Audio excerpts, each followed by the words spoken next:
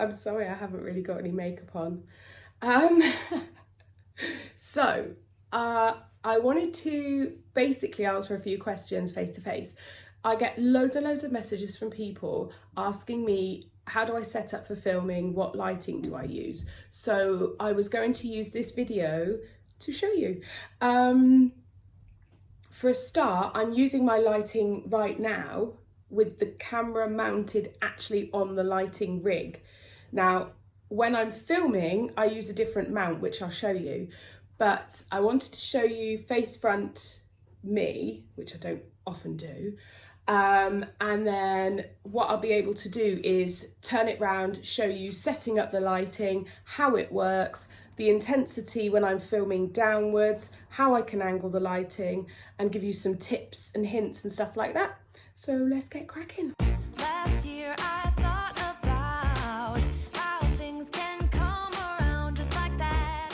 So basically, way back when I took Chloe to university in the summer, I was approached by the Daylight Company. I'd actually put in a request to know which lighting they would recommend me to use in the new salon I was going to work at. And I wanted something I could use for lashes and nails, so I didn't have to lug about two different types of lighting because I'm only in there 1 to 2 days a week.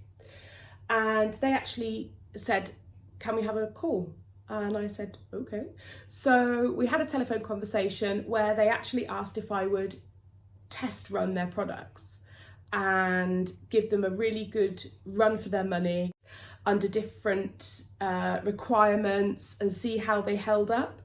And then when I was ready to put something together, when I felt I could give you guys some proper feedback, put something together and explain to you. And with everybody asking me what I've been using since I've been using this actually, I thought, well, I've got some time, I'll do it now. So let's get cracking. I'm gonna strip it all back down, show you how it works, and you are gonna be amazed at the storage. My mind was blown. I was like, what? So yeah, I can't wait to show you. Let's crack on.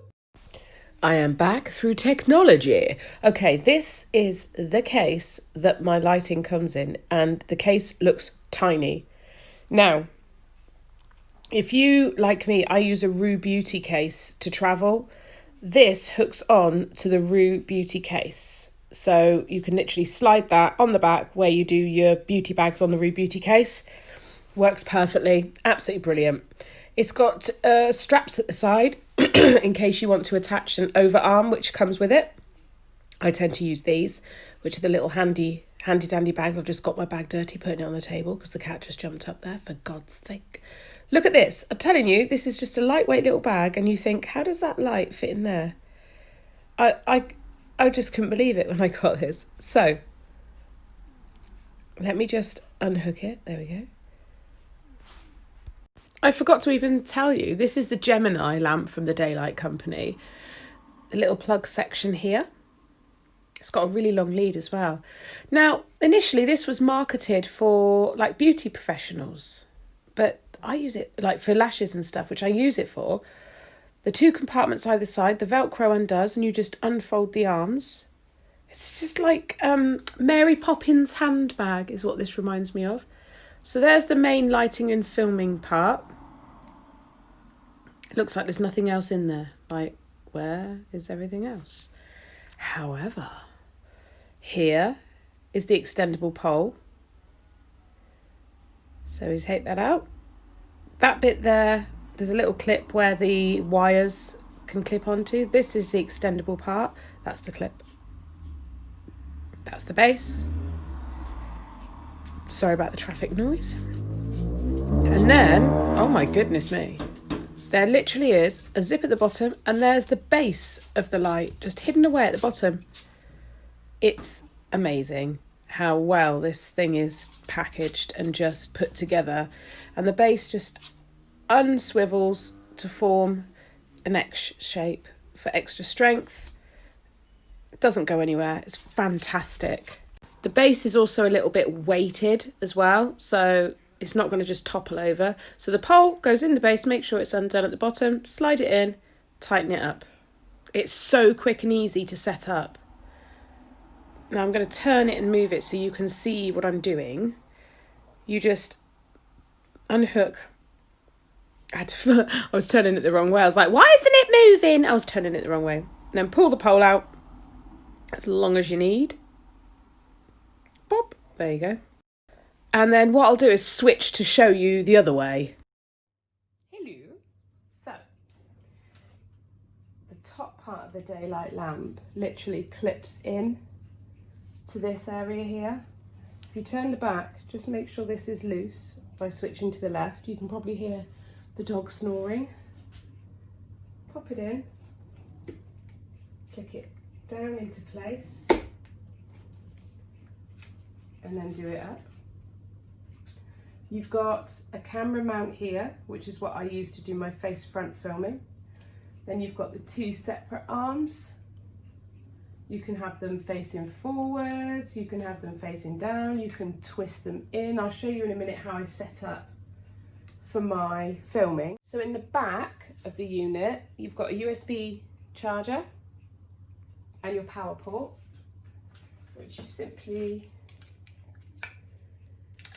plug in. It's a really long lead, like really long, which is fabulous. I also use this lamp for lash extensions as well. Just plug this in. I've got it plugged in. I'm actually going to switch the view.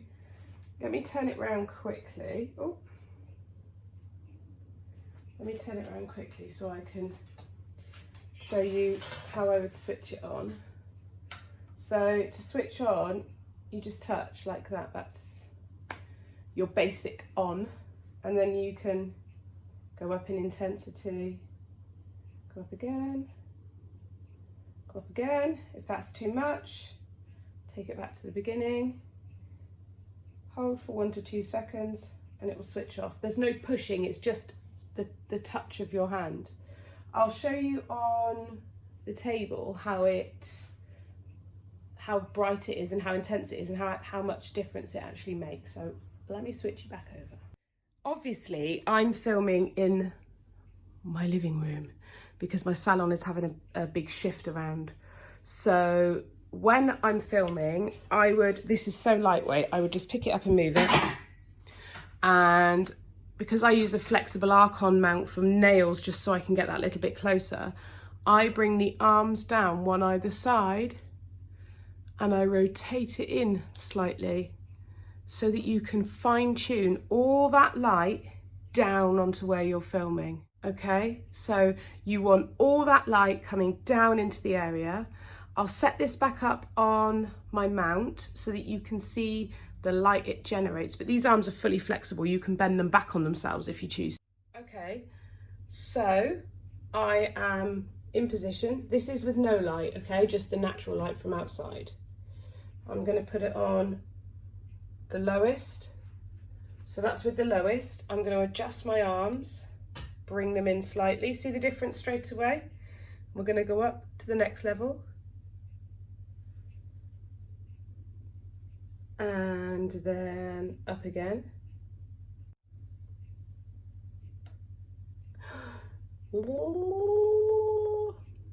I've got a burn on my knuckle. I do apologise. That's what happens when I try to cook.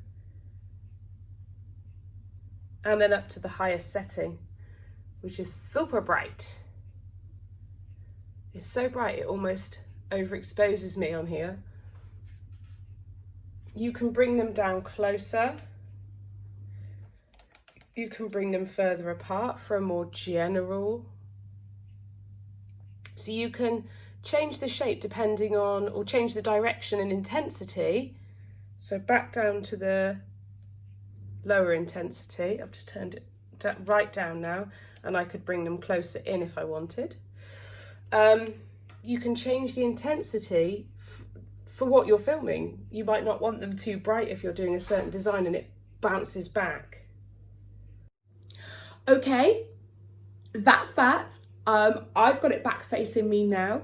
I hope this has been helpful for any of you that are either looking to set up a YouTube channel or Instagram, or who are having lighting issues, because I know that it's taken me, oh my God, like what, 2-3 years to find something that I work with really well. And I went from kind of buying the cheapest options to more expensive, and I ended up spending so much money in the long run because I just kept buying bit more expensive, a little bit more expensive, a little bit more expensive. So what I would recommend is, if you're going to set up, research thoroughly and wait until you can afford the standard of product that you need. Don't go just buying cheap because it's all you can afford, because what will happen is it will affect the quality of your video content, and if the quality's not good, you won't get your viewers, therefore you won't make the money back from your content. Does that make sense? I hope that makes sense. Ideally, you are doing this for a business. If you want to make money, you do have to be prepared to invest a little bit of money.